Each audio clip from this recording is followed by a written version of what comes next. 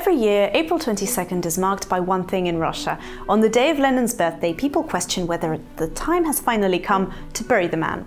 Some say a nearly centenary mummy in the center of modern Russia's capital is too much. The USSR has fallen, game over. Others argue that he was an important historical figure, a communist icon, and that his embalmed body is heritage for descendants. But each year, polls show that more and more people agree that the time has come to consign the Bolshevik leader to the grave. But not so fast. Technically, Lenin is already buried. His embalmed body is 3 meters under the surface of the earth in a closed sarcophagus coffin, and this is in line with Russia's Federal Burial Act from January 12, 1996. And also the Orthodox funeral rule. Section 3 of this act reads, "The burial can be carried out by transferring the body, remains, of the deceased into the earth, grave, crypt." So then perhaps Lenin's corpse should be taken from his tomb on the Red Square and buried somewhere else? This is possible, but again, not that simple. Lenin didn't have his own children, but his brother Dmitry did. And these descendants, the ones that are still alive, are very much against burying Lenin. Lenin's sarcophagus is 3 meters below ground, which is in accordance with Russian tradition and Orthodox rules. The now deceased niece of Vladimir Lenin was not too far off in this. He was buried in compliance with Christian tradition, but there was never a religious service, and there probably never will be. Lenin was an adamant atheist, and as historians say, he declared war on the church. I think he can't be buried in the Orthodox tradition because he was an apostate, a blasphemer. This man, he excommunicated himself, so he should be buried in a style that he deserves. Lenin's embalmment was a result of an experiment by Soviet scientists. Vladimir Lenin died on the 21st of January 1924. Right after his death, his body underwent the standard procedure of an autopsy, followed by a so-called first round of embalmment. This procedure was enough to last 6 days, but the grieving queues were so long that the Soviets decided to leave Lenin's body for everyone to say their last goodbyes for several more weeks.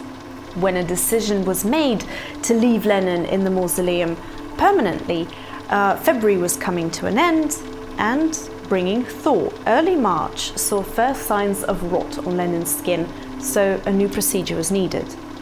Scientists facing the challenge to embalm Lenin for the coming decades had their work cut out for them. For several weeks, Lenin's dead body was transferred from one chemical bath to another in a morbid series of post-mortem spa procedures. The secret formula for his embalming mixture is still undisclosed. Although the preservation of the bodies of the dead was practiced in ancient times, especially in Egypt, mummies are dried bodies, a skeleton covered in brown skin, and of course not bearing any resemblance to the dead. The preservation of the body of Lenin in air, at ordinary temperature, in a constant and accessible form for viewing, is the first case in world history, and had no precedents. Lenin's embalmment was very successful, so successful in fact that other socialist countries paid for their dead leaders to undergo the same routine. The Kims of the North Korea and Vietnam's Ho Chi Minh, all of them were embalmed using this Soviet technology. The lab that was in charge of keeping Lenin's body intact still stands strong in southern Moscow. Its name is too long for this show, and the air of secrecy surrounding it is heavier than any spy movie you know. Every 18 months, this lab takes Lenin's corpse in for procedures. During these measures, the body is placed into glycerin and formalin baths, while chemicals are being pumped inside through cuts on the surface. In 2016, this cost the country some $200,000, and many believe that this money could have been spent on a better cause than embalming Botox. There's nothing new in the idea of getting rid of Lenin's corpse from the country's main square. It goes back to the 1920s. Back then, hooligans threw Molotov cocktails into the mausoleum. There were quite a few attempts to crack it open or even blow up the sarcophagus. Now, polls show that most people want Lenin properly buried in the ground.